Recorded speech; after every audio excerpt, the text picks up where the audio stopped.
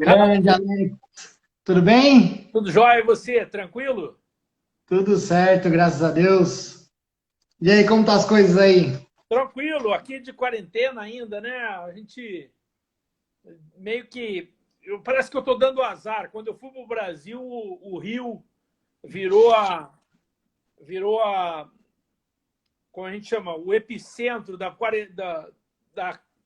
pandemia. Agora eu vim para a Flórida ganhou esse título de ser o epicentro. Estamos aqui de quarentena.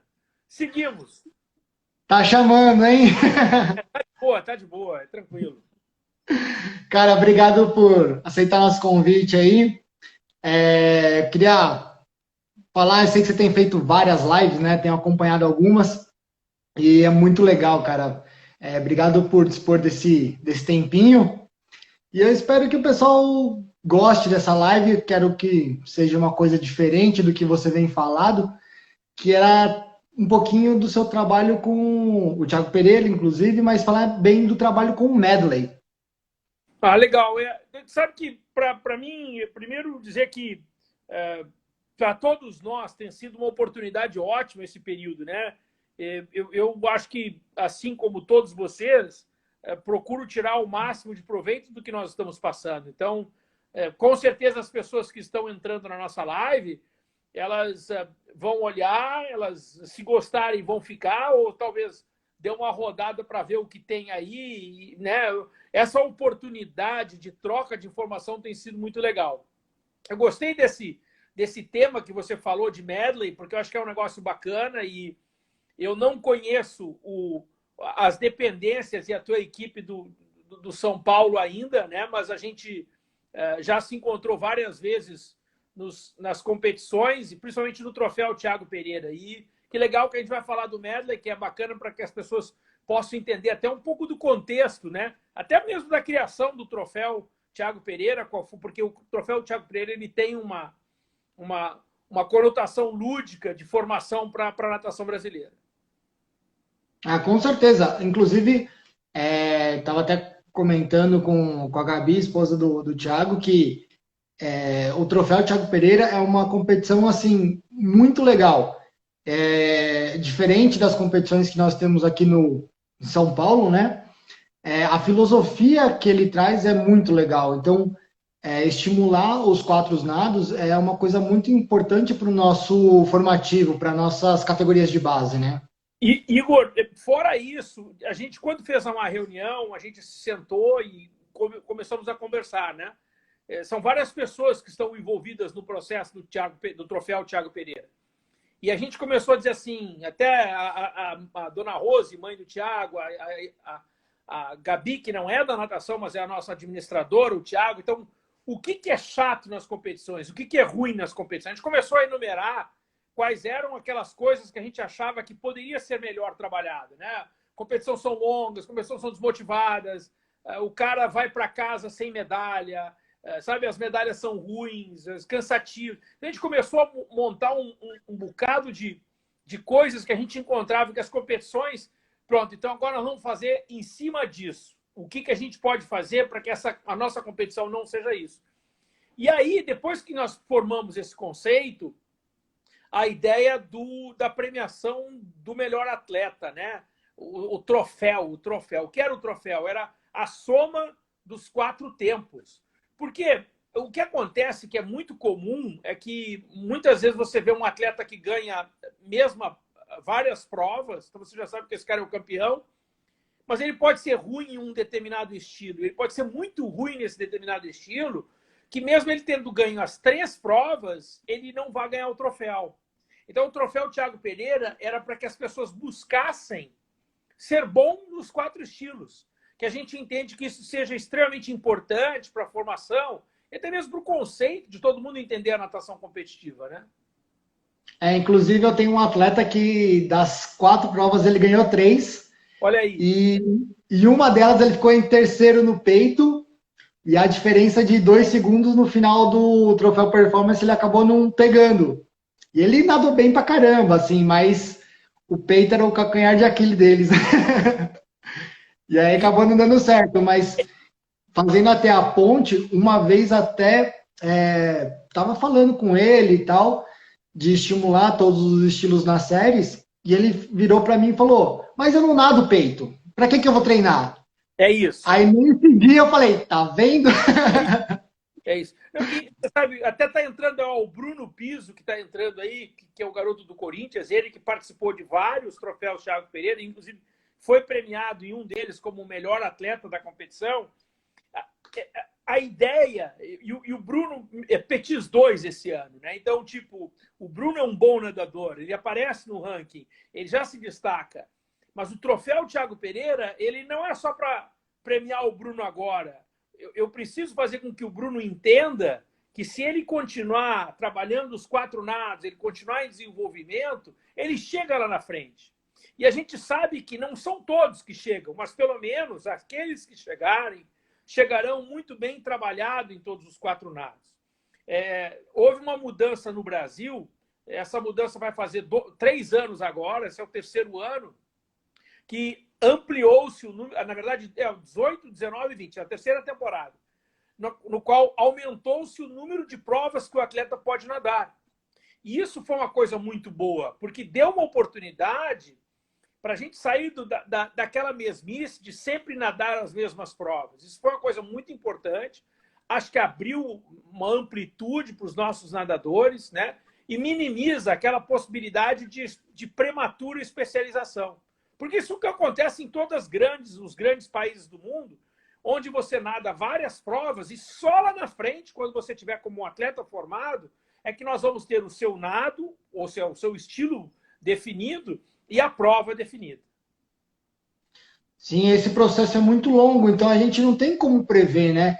Que nem nós aqui do São Paulo, a gente trabalha com praticamente base, a gente não tem atletas profissionais ainda. A gente tem os atletas federados, mas nenhum em grande representatividade do Brasil, né? Mas a gente está formando e a gente quer que nossos atletas saiam do São Paulo para ir para outros clubes, porque a gente sabe que eles têm um caminho muito longo. Que legal. Legal. E a gente sabe que o clube ainda está engatinhando. A gente tem trabalhado para chegar nos clubes de ponta, como Pinheiros, Corinthians. A gente sabe que o caminho é muito longo, né? Você sabe que, primeiro, que bacana que você se mantém aberto a desenvolver os atletas e deixar que eles cresçam e talvez irem para outros programas. Acho que mostra até mesmo uma grandeza muito bacana da sua parte.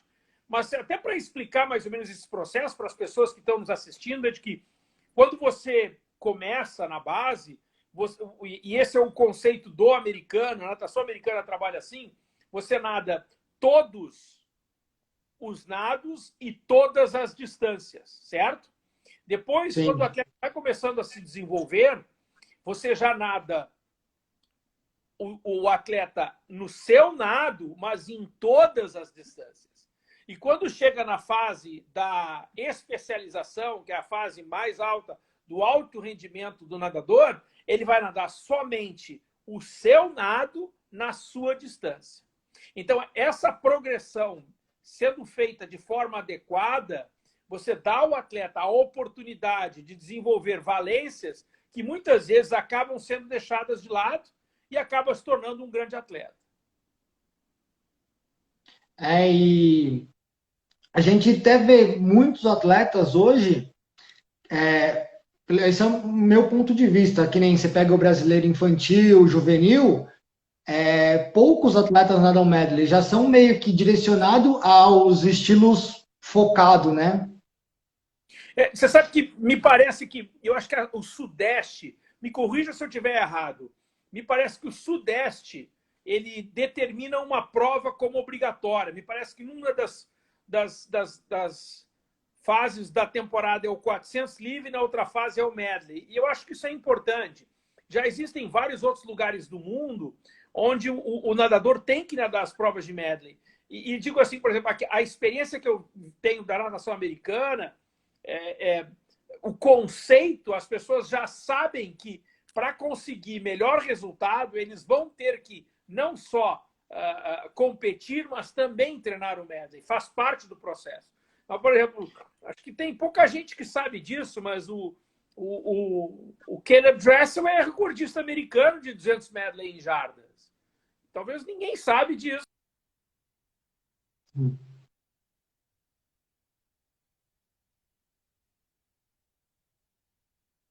Acho que deu uma travadinha ali.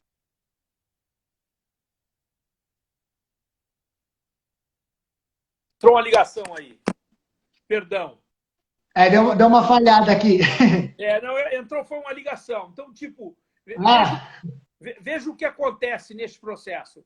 O que acontece nesse processo? O processo é simples. O processo é de que como é que você vai fazer com que o atleta se interesse pela prova? Você coloca ele para nadar. E se ele praticar muitas vezes, se ele competir muitas vezes, ele vai criando esse elo, vai tentando buscar. Então, eu acho que essa é uma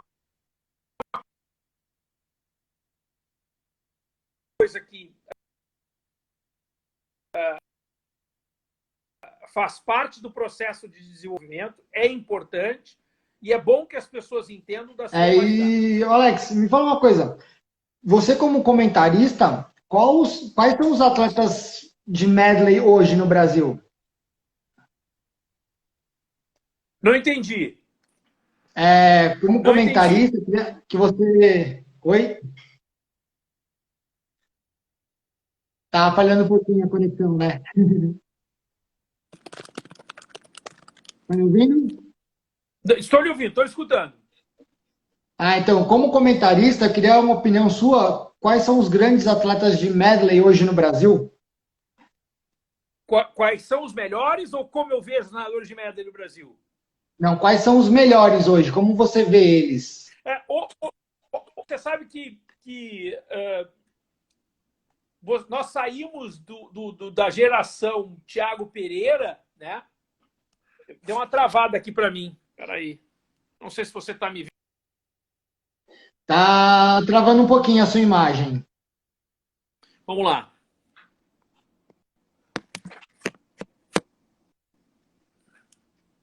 Tá me vendo? Agora sim. Ok? Vê que negócio, que fenômeno interessante. Que a gente sai. Thiago Pereira se aposenta. E Thiago Pereira, poxa, foi um dos melhores do mundo. O Thiago foi recordista mundial. O Thiago foi campeão mundial. O Thiago foi medalhista olímpico. Então, tipo, eu acho que Thiago, inclusive, faz parte da melhor geração de medley da história. Ele, Laszlo Tché, Michael Phelps e Ryan Lochte, na mesma geração, 3 Olimpíadas consecutivas. Imagina, os caras ali nas finais. Então, tipo, nós temos um problema aí, né? Thiago Pereira sai. Mas que bom que ele deixou um legado, porque eu acredito sempre que os bons atletas, eles criam referência, eles viram modelo. Então, muita gente quis nadar medley. Então, não é à toa que tem o Brandon, que já é finalista de campeonato mundial, né? Não é à toa que nos 200 medley nós já tivemos 2 garotos que nunca tinham baixado de 2 minutos, né? Que é o Léo e o próprio Caio Pumputis. O Pumputis já fez até uns 57, depois já veio o Gabriel Ogawa. Então, você querendo ou não, o fato de você ter um nadador de altíssimo nível e ele determina um impacto enorme, porque ele leva a barra lá para cima. Poxa, o Thiago ganhava Troféu Brasil com 57, com 58. Aí o Thiago para de nadar. Já pensou? Começa a ganhar com 2,00, 2,1? Não. Entendeu? Então, essa referência é boa e ela acaba gerando. No feminino, a gente sentiu um pouco mais. Por quê? A Joana Maranhão deixa de nadar e ela deixou realmente uma lacuna muito grande. Há um espaço muito grande entre o que a Joana conseguia fazer e o que as nossas meninas têm conseguido. Ano passado, nós tivemos um resultado que a mim me animou muito, que foi o da Maria Eduarda Sumida, que ela fez acho que foi 4,48, 45, não vou me lembrar agora, numa competição nos Estados Unidos. E assim, começa a se aproximar um pouquinho mais. Mas o que me parece... Ela nadou a final B agora no Pan-Americano, né? Perfeito, perfeito. Ela não conseguiu repetir a grande marca que deu a ela um destaque sensacional, que foi os 400 metros que ela fez no campeonato, um torno dos Estados Unidos. Não conseguiu nadar tão bem no PAN, mas é uma nadadora que tem potencial.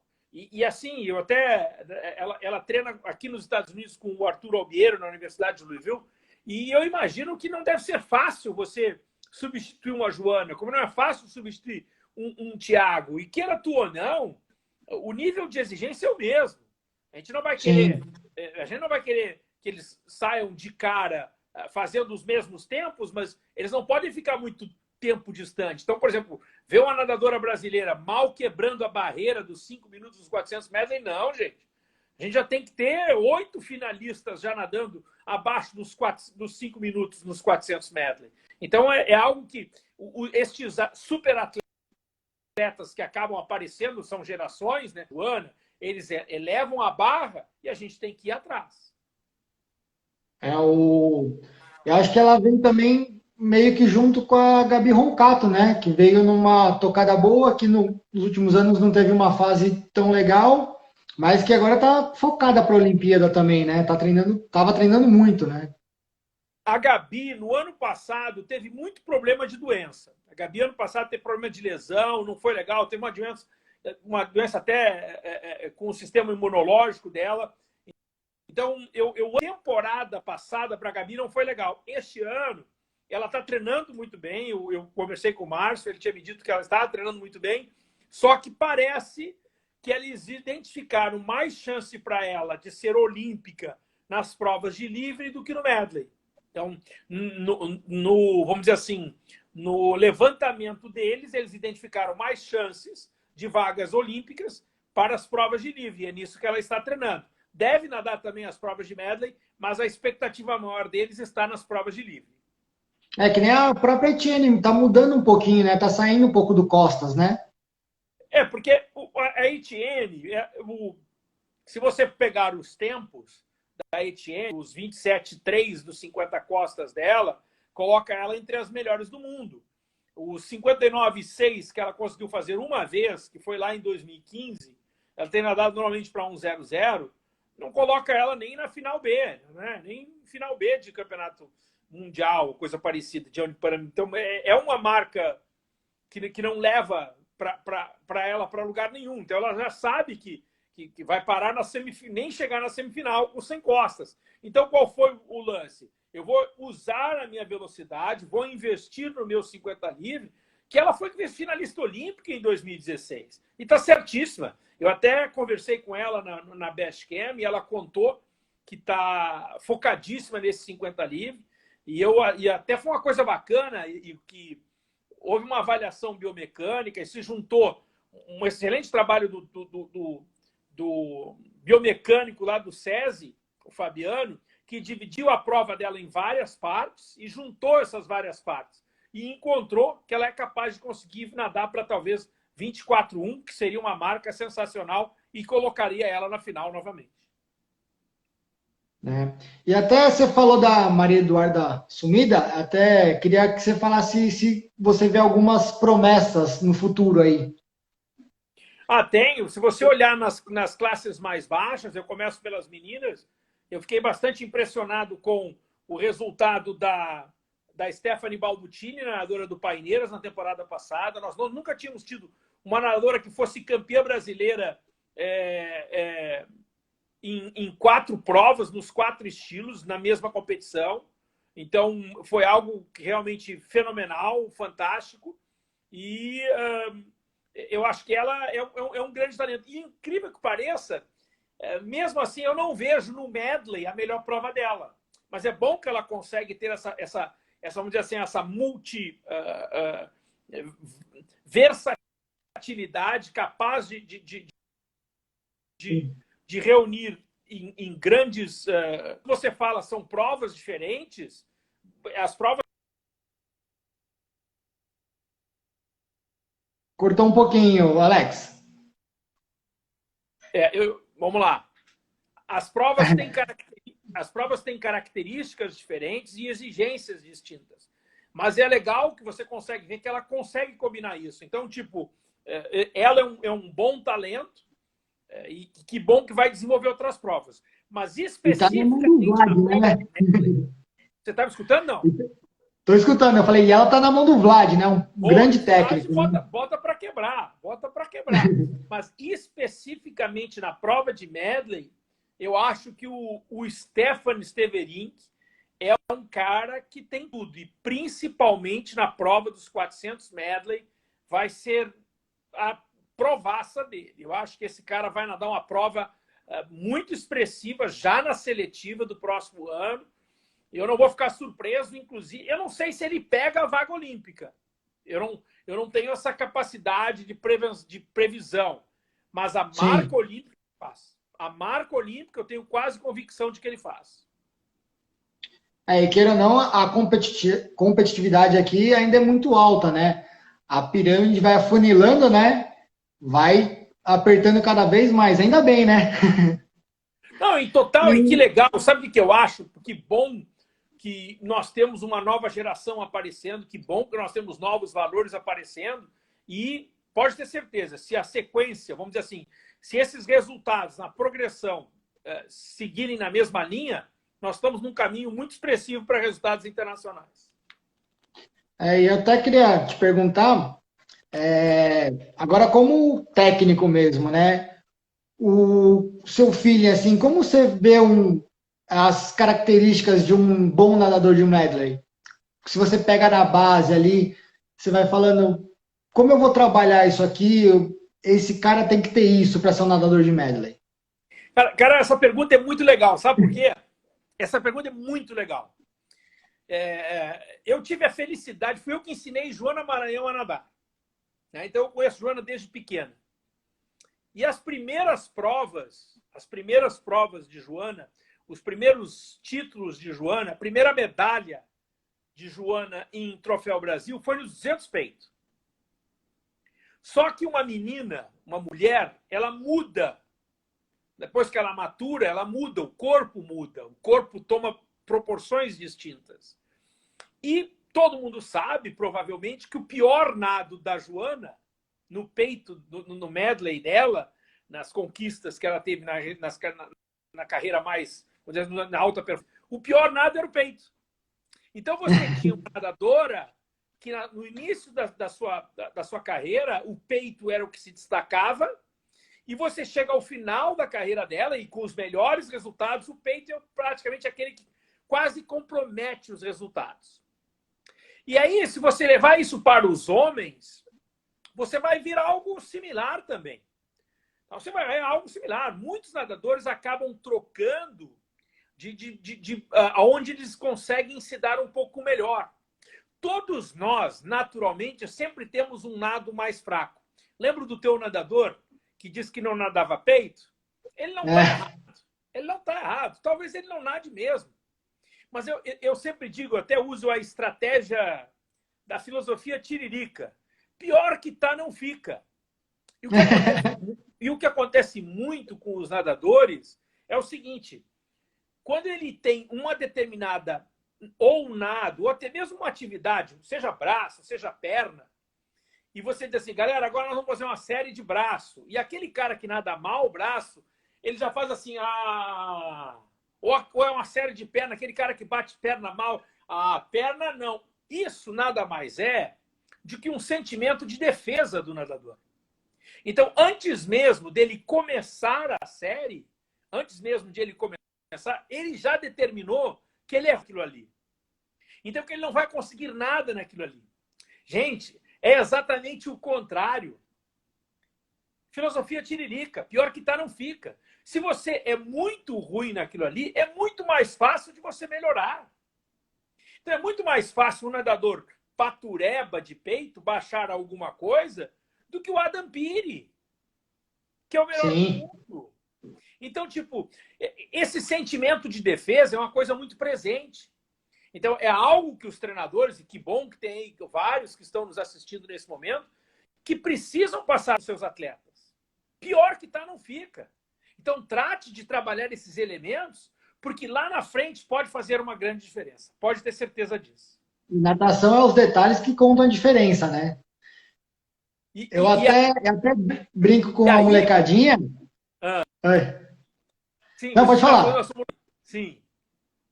Que é tão difícil da gente achar os erros para conseguir melhorar, e quando a gente sabe, eles não querem trabalhar esse erro porque eles têm esse medo, tipo, ah, eu não gosto. Eu falei, meu, você identificou, então, meu, trabalha isso. Sabe quando... Tem uma história legal. Quando eu cheguei nos Estados Unidos, vieram alguns nadadores treinar comigo, né? E quando entrou esse nadador, participou da primeira competição, ele disse, coach, tu já me inscreveu na competição? Eu disse, já. Ele já era um rapaz, 17, 18 anos. E ele disse, mas eu não escolhi as provas. Eu disse, não te preocupa. E aí ele virou as costas, aí daqui a pouco ele volta correndo. Coach, tá louco? Você me colocou nos 200 borboletas. Você tá maluco? Eu olhei para ele e disse, welcome to United States. Sabe? Então, tipo, porque a filosofia americana é de te oferecer a oportunidade para que você se desenvolva em todos os nados. E no Brasil, nós temos uma filosofia um pouco mais inclusiva, né, de colocar todo mundo para nadar, mas ela é exclusiva para botar onde você vai nadar. Então, tipo, a gente quer botar muita gente na competição, mas a gente não quer botar todo mundo em todas as provas. E aqui não, aqui ela é inclusivo, tanto para botar muita gente para nadar, como é inclusivo também para nadar todas as provas. E aí tu vai dizer, e qual é a consequência disso? A consequência é um desenvolvimento geral do nadador, para que ele entenda o processo propriamente dito e que ele acaba melhorando. Mais na frente haverá a adequada especialização e aí ele vai nadar a prova que ele realmente tem mais talento, tem mais potencial. E às vezes, isso é uma coisa interessante, às vezes você até pode mudar. Ah, eu não vou nadar essa prova, vou me dedicar a essa agora, porque eu vou ter o melhor resultado. Ou não tem nadador para ganhar de mim. Mas para que você tenha esse leque aberto, você tem que estar com essa preparação, né, já feita por algum tempo. E o caminho é longo, né? O atleta às vezes é muito ansioso quando ele é novo, né? Então ele não consegue enxergar que depois de uma puberdade o corpo dele vai mudar e aquele estilo já não serve. Então eu acho que é bom estar preparado para tudo, né? Igor, tem uma coisa interessante em relação ao medley que eu tive bons nadadores de medley como técnico e eu já usei de diferentes estratégias. Você está vendo aqui atrás, vou até mostrar para você que você vai ver. Você está vendo aqui atrás de mim? Para aí. Ali atrás de mim, ó, tem uma foto que tem 3 nadadores ali, ó. Tá vendo aqui? Esse do meio? Bom, esse do meio se chama, e aqui está até a bandeira de Barbados. Esse nadador se chama Bradley Alley. Quem foi Bradley Alley? Bradley Alley, inclusive, foi recordista americano em piscina de jardas. Foi campeão do NCAA. Comigo, ele bateu o recorde americano do high school, que seria o ensino médio no Brasil.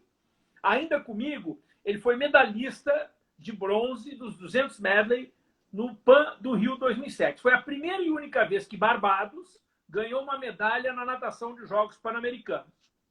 E ele, nos Jogos Olímpicos de... eu não sei se foi Pequim ou Londres, ele ficou a 8 ou 9 centésimos de chegar à final olímpica. E com o Bradley, nós fizemos algumas coisas interessantes em relação ao medley que eu gostaria de passar aqui. Primeiro, haviam determinadas semanas que nós estabeleceríamos, tipo, borboleta segunda, costas na terça, quarta, medley. Peito na quinta, sexta, livre e sábado, medley. Então, e haviam semanas em que nós trabalhávamos as transições. Então, segunda, borboleta costas, terça, peito livre, quarta, medley. Quinta, borboleta costas, sexta, peito livre e sábado, medley. Então, nós alternávamos. E uma das coisas que o americano faz muito, e eu acho que eu adotei essa linha, é de que você tem o nosso treinamento é o nosso produto, né? E quando você passa um treino para a garotada, você faz um treino não só para eles fazerem o treino, mas para eles gostarem do treino. Quando terminar o treino, todo mundo tem que querer voltar no dia seguinte. Então, o americano tem uma preocupação muito grande em oferecer desafios para que deixe o treinamento interessante. Então, da mesma forma, haviam semanas que a gente fazia, tipo, segunda, terça e quarta, medley, quinta, sexta e sábado, medley. Então, a cada semana, você ia alternando isso, para que ele não soubesse e o corpo dele estivesse preparado para o que fosse acontecer. Porque, se você pensar a nível de competição, o cara tem que estar preparado. Ele tem que estar preparado, ele tem que ter a oportunidade de fazer alguma coisa. Nós nunca fomos de esconder o treino, não é isso que eu quero me referir. Não é eu, tipo, quando ia começar o treinamento, quando nós íamos começar o treinamento, a gente sempre dizia, olha, o treino de hoje é isso, isso, isso, isso. Tem técnicas que às vezes colocam o treino no quadro, né? Até cheguei a ter isso em determinado momento, mas eu gostava de, galera, hoje nós vamos fazer isso aqui. Porque ele já tivesse, ao começar o treinamento, ele soubesse o que viria. Ele soubesse o que estava ali para acontecer. Sabe? Eu acho que isso é uma preparação muito importante. E deixa o atleta preparado, deixa o atleta ligado no que vai acontecer.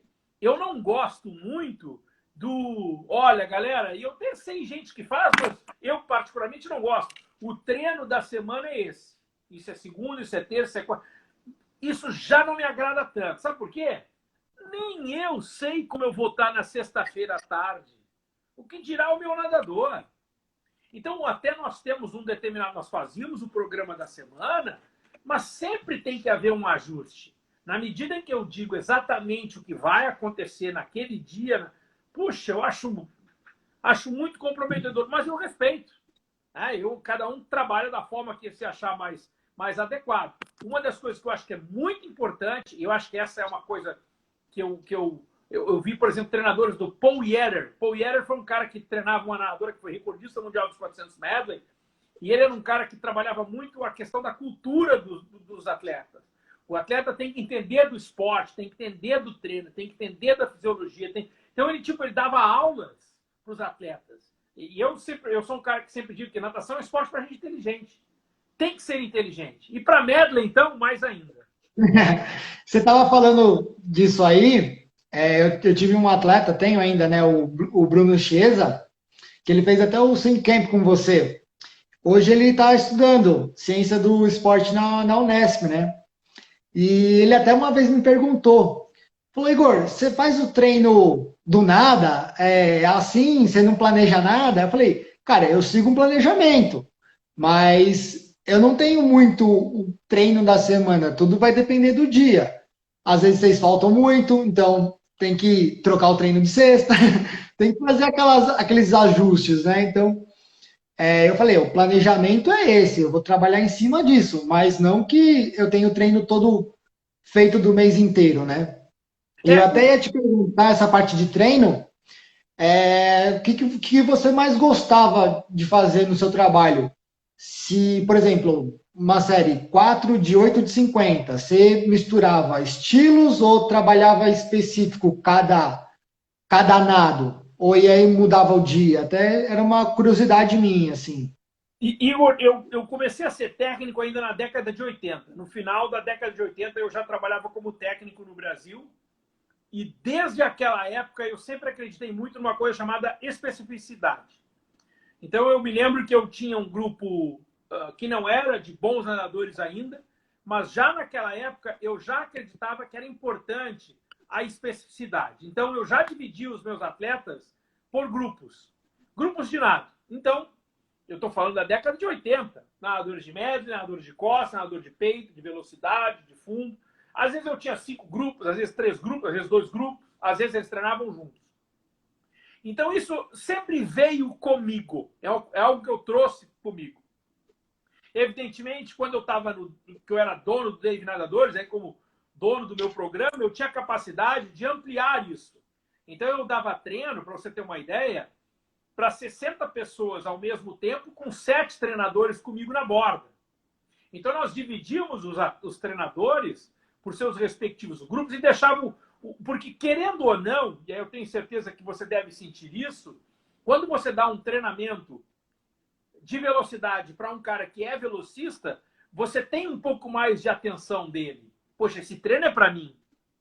Então, você tinha um determinado treino, nadador de costas, esse treino é para nadador de costas, pô, esse treino é para mim. Então, ele se sente, o nadador se sente mais acolhido. E vai ter dias que você vai ter que fazer, olha, hoje o nadador de costas vai ter que nadar fundo.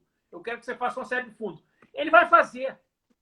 Mas você há de convir comigo que não é o que ele gosta de fazer. Mas ele vai fazer. Então, tipo, essa especificidade sempre foi algo que vem comigo e eu acredito. E eu sei que muitas vezes, para um programa, é difícil ter vários técnicos na borda da piscina, mas aí tu vai ter que fazer o que eu fazia em Recife, por exemplo. Lá em Recife era só eu e meu auxiliar. E o que a gente fazia? E outra coisa, né? O atleta quer fazer a série principal com o técnico principal. Então, o que eu fazia? Eu fazia para um determinado grupo um aquecimento menor e logo em seguida pegava a série principal. Para o outro, eu fazia um aquecimento maior e eu pegava a série principal. E para o outro, eu fazia um aquecimento ainda maior e pegava a série principal. Então, tipo, você acaba monitorando o programa de acordo para que você possa dar a atenção adequada. E eu realmente acredito na especificidade disso. O Arthur Albiero, que é um treinador brasileiro que trabalha nos Estados Unidos, até deu uma palestra para nós há algumas semanas no YouTube, e ele comentava algo que as pessoas ficaram impressionadas, que ele, às vezes, ele tem 30 programas separados para os atletas dele. E, na verdade, não é o programa todo, mas algum detalhe em que ele vai... Esse cara tem que fazer 2 vezes por semana treino de virada. Esse cara, entendeu? Você já... Como ele tem, vamos dizer assim, só aquele programa, ele acaba especificando que cada um desses atletas tenha determinadas valências que venham a ser trabalhadas. E, além de você estar trabalhando... Aí tem 2 aspectos, viu? Tem um aspecto técnico, porque o atleta, poxa, isso é para mim, e tem um aspecto motivacional. O técnico realmente está ligando para o que eu estou fazendo. Então, é algo que eu sugiro, e tipo assim, muita gente acha, eu não vou especificar porque a minha equipe é fraca. Nada disso. Coloque a galera já para dar uma trabalhada mais específica, que você vai ver que o nível da tua equipe vai crescer demais. Inclusive, aqui no clube a gente não tem tanto espaço, né? A gente trabalha com uma piscina de 5 raias e eu acabo tentando colocar atletas de velocidade, atletas de fundo e vou acomodar, né? A gente vai se virando como pode. Sim. Mas até tem uma menina que tem um potencial enorme e com ela eu vou trabalhando. Às vezes séries do estilo que ela mais gosta, às vezes ela já vai perguntando, eu faço medley, eu faço específico, ela vai orientando. É uma menina bem novinha, mas já tem uma cabeça, cara, muito boa. O pai dela era atleta também, foi atleta de brasileiro, e aí ele conversa muito com ela, então isso me ajuda muito. Ela é extremamente concentrada. E essa é uma das meninas que eu aposto para nadar medley, né? Porque. Oi? Olha que legal. É a Gabi. É a Gabizinha. E hoje, assim, eu não consigo identificar tantos atletas de medley assim. A gente tem em torno de 35 atletas, né? Então, mais velhos são quase 15, né? Então, mas são bem específicos, né? Porque como a gente é uma equipe menor, a gente acaba tentando focar em resultados para eles, né? Não tanto resultado por equipe, porque a gente não tem como competir com Corinthians, com Pinheiros, a quantidade de atleta que tem por paulista é muito pequena. Então eu quero que eles sejam campeões. Então a gente quer resultado para eles, né? Não por equipe. Perfeito. Deixa eu dizer uma coisa. Claro. Como estratégia competitiva, eu me lembro de algo que quando eu trabalhava no Português do Recife, nós estabelecemos no início da temporada, né, nós tínhamos alguns eventos no clube. E a gente queria que todos os nadadores no início da temporada nadassem fundo e medley. Então, a primeira competição da temporada era o troféu fundão, tá? Que os meninos mais novos nadavam 400 metros nado livre e os mais velhos nadavam 1.500 metros nado livre. E todo mundo nadava, porque era início de temporada. E, na sequência, a outra competição interna no nosso programa era o troféu medley. E o medley, basicamente, era 200 medley para as classes mais baixas e os 400 medley para as classes mais altas. De novo, início de temporada. Então, tipo, e até para motivar a nossa galera, o que a gente fazia? Além da premiação, primeiro, segundo, terceiro colocado das provas, nós tínhamos o troféu. E esse troféu era estabelecido o melhor masculino e o melhor feminino, entre todas as classes. E a gente, como atingia isso? A gente pegava o tempo do vencedor dividido pelo ranking, o melhor tempo do ranking brasileiro da temporada anterior. Então, o vencedor do troféu medley poderia ser um mirim, poderia ser um petis, poderia ser um infantil. E, por incrível que pareça, quase sempre dava nas categorias menores. E isso era muito bom, porque você já começa, poxa, o meu futuro está no medley. Né? Muito legal, uma estratégia fantástica. Isso era uma coisa muito legal. Então, tipo, é uma forma de... Porque eu acredito que quase todo mundo faz isso. Todo mundo começa a temporada nadando mais distância e nadando os 4 nados. Então, as primeiras competições, que são ali competições internas, elas também precisam levar isso em conta. Mais provas mais longas e os 4 nados. Muito legal. E, coach, me fala uma coisa. Na sua visão, qual o estilo do medley faz mais diferença, assim, para o atleta? Porque a gente tem o Thiago, que ele nadava muito bem o costas e o peito, e tem o Phelps, que nadava bem o crawl e borbo. Então, assim, você vê que são 2 atletas fantásticos, mas com estilos muito diferentes. Você vê alguma coisa dessa forma, assim, ou não? Sim, mas é que tem uma diferença. Eu acho que essa é uma pergunta fantástica, só que a resposta é que, por exemplo, Thiago tem 49 no 100 livre, gente. Thiago tem 1,46 nos 200 livre. E a pior parte na prova de medley dele era o livre. O livre do Thiago é ruim? Claro que não. Só que o livre do Thiago, depois de nadar o borboleta, o costa e o peito, Você está entendendo? Então, tipo, são coisas distintas de você ter... por exemplo, Michael Phelps. Michael Phelps, ele é um cara que é notório que o pior nado dele é o peito. É o peito, não há dúvida disso. Mas no Thiago, eu não consigo ver um nado ruim no Thiago. Todos os tempos do Thiago são bons. O Thiago tem 51 de 100 borboleta, tem 53 de 100 costas, deve ter um 0,0 de peito e deve ter 49 de 100 livre. Então ele nada tudo. Inclusive, ele foi medalhista em vários revezamentos, tanto no 100 e no 200, né? Então, tipo assim, só que uma coisa é o nado separado. Quando você coloca o nado dentro da prova, ele é diferente. Então, a parte final do livre do Thiago, nas provas de medley, ela vinha um pouco mais carregada. Então, eu sei que chama muito atenção, porque o caso do peito, por que o peito? O peito chama muita atenção. Porque o peito ele tem uma divisão. Ou você nada ou você não nada. Né? O peito ninguém nada mais ou menos. Ninguém nada mais ou menos. Então, o que acontece com o peito, ele é determinante para isso. Mas o fato de você ser nadador de peito não necessariamente te faça nadador de medley. Agora, por exemplo, o Brandon Almeida, o pior nado, ele é o nosso melhor nadador de 400 medley. O pior nado dele é o peito. Já nas provas de 200 medley, o Caio Pumputis, que é o nosso melhor nadador, o melhor nado dele é o peito. Então você acaba tendo... Por isso que eu quero dizer, é muito prematuro determinar esse cara nada peito, pode nadar medley, ou esse cara não nada peito e não pode nadar medley. Eu acho que há espaço para todo mundo, existem características que precisam ser trabalhadas, e o importante é de que, e aí a filosofia do troféu Thiago Pereira, não adianta você ser o melhor nos 3 se aquele quarto vai te afundar. Você vai ter que ter um padrão para conseguir esse resultado.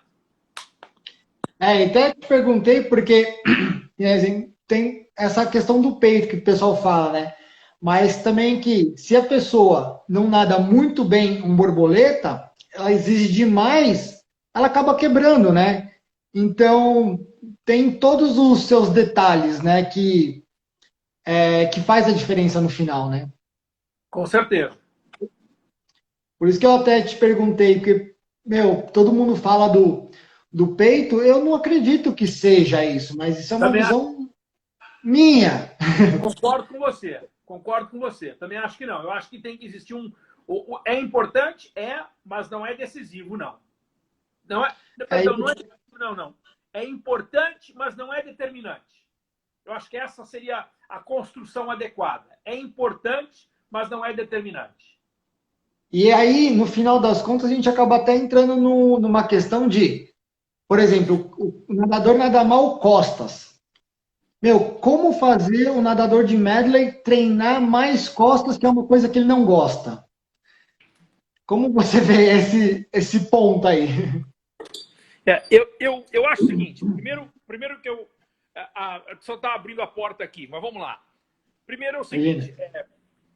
se você voltar lá atrás, na base, no desenvolvimento do atleta, até mesmo na formação, e você conseguir vender para eles de que é importante que ele nade os 4 nados, você já tem meio caminho a andar. Então, a primeira meta nossa é fazer com que ele entenda o contexto.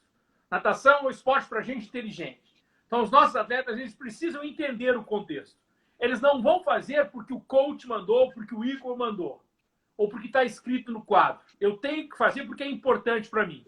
Então, essa é a nossa primeira missão, fazer a conscientização. Depois disso, e aí você vai ter competições suficientes para fazer uma análise. Olha, você vai ter que termina toda a prova, você anota, olha aqui, ó, nessa competição você compara com a outra, você melhorou borboleta, piorou costa, você melhorou o peito.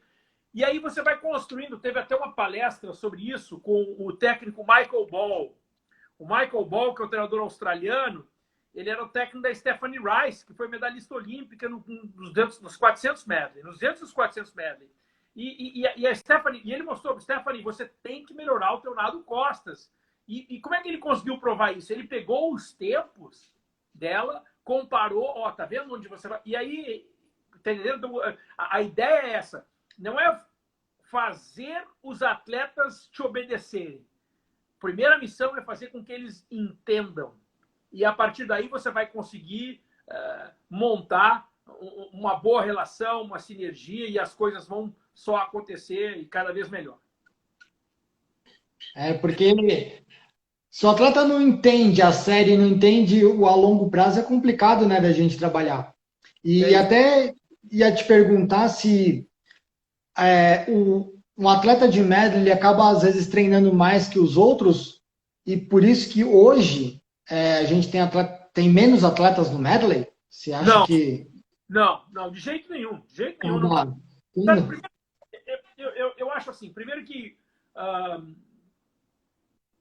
eu não gosto daquela... Deu uma travada aí, né? Para aí. deu? Não. Para mim deu travada aqui. Travou um pouquinho. Voltou. Eu não gosto, mas não gosto mesmo daquela ideia de que quem treina muito é o fundista, que o velocista não treina nada. Eu não gosto disso, sabe? Não gosto. Cada um tem que treinar o que tem que treinar. Então, Com certeza. Dizer que o velocista treina menos, talvez ele treine menos em metragem, mas em intensidade ele treina muito mais. Às vezes, um treino de velocidade demora 2h30. Então, eu não gosto de etiquetar as coisas. E da mesma forma, o nadador de medley, para ser nadador de medley, eu tenho que nadar mais? Não gosto disso. Algumas particularidades acho que são expressivas. Por exemplo, treinar para a prova dos 400 medley. Bom, ela já requer um outro tipo de preparação. Não quer dizer que o cara que nada 400 medley ele vai ser o cara que vai ficar o tempo todo mais tempo na piscina. Não é por aí. Mas, com certeza, um cara para dar um bom 400 medley, ele tem que ter uma carga de fundo. Ele vai ter que ter uma metragem suficiente. Então, muito mais do que essa ideia de botar logo uma etiqueta, isso aqui é muito, isso aqui é pouco, eu prefiro fazer com que seja específico, que ele entenda o processo. Vamos ensinar os atletas a entender a necessidade que ele tem, que muitas vezes até eles mesmos vão pedir, eu quero fazer mais. Poxa, eu não estou fazendo nada de peito. Está entendendo? É até bom que ele entenda, que ele sinta, que a gente possa atingir o ponto adequado e consiga os melhores resultados. Até quis te fazer essa pergunta, porque é difícil da gente explicar para uma criança, um adolescente, o porquê que o outro está nadando mais e o outro está nadando menos com mais intensidade. Para eles parece que só o outro treina mais, ele não, né? Então, eu acho que isso é bacana dos menores entenderem, é que cada um tem seu treino, cada um tem um corpo, né? Isso. E eu, Alex, até nosso tempo está quase acabando, tem acho que mais uns 10 minutinhos. Eu queria a sua opinião de qual é o melhor nadador de medley que você já viu até hoje. Eu acho que Thiago Pereira Thiago era muito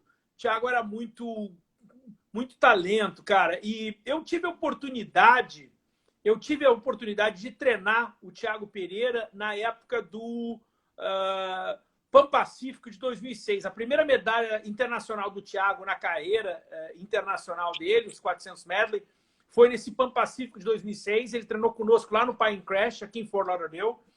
E foi uma experiência muito boa. Um cara extremamente talentoso, um cara com potencial enorme. Então, foi realmente muito bom, né? Mas eu também tive, e aí todos nós nós vivemos nessa era afortunada de poder ter assistido Michael Phelps, Ryan Lochte e o próprio Laszlo Tchê. Então, foi uma geração de medley muito boa, né? E entre as mulheres, que bom que a gente teve a oportunidade de ter uma Joana Maranhão e a Katinka Rossu, nessa mesma época, só faz essa época de natação ficar ainda mais especial. Inesquecível. Deu uma travada aí. Vai voltar, vai voltar. Tá voltando. Não sei se está me ouvindo agora, Alex. Cara, mas eu queria também agora... Nós somos afortunados porque nós vivemos numa era de grandes, mas grandes nadadores de medley. Com certeza. E como você treinou bastante tempo, Thiago, qual que é a maior dificuldade num planejamento assim para um nadador de medley? Ou você acha que a dificuldade é para todos, não específica no medley? Primeiro, não foi muito tempo que eu treinei o Thiago. Treinei o Thiago só naquela temporada, só naquele 2006, que ele teve que sair da Flórida e veio treinar aqui conosco no Pine Crash. Não foi muito tempo. Mas, tipo assim, eu acredito muito, mas muito, nos programas de longa duração.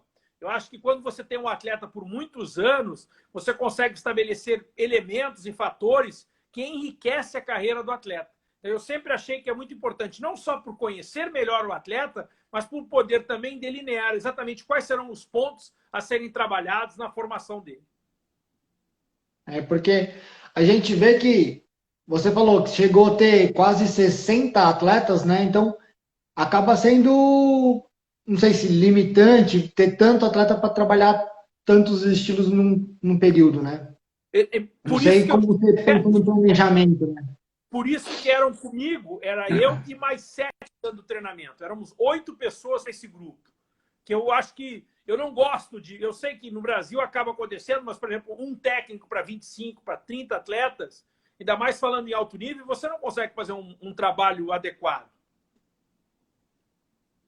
Ainda mais a gente pega a elite, né? Até estava conversando com o Alberto semana passada.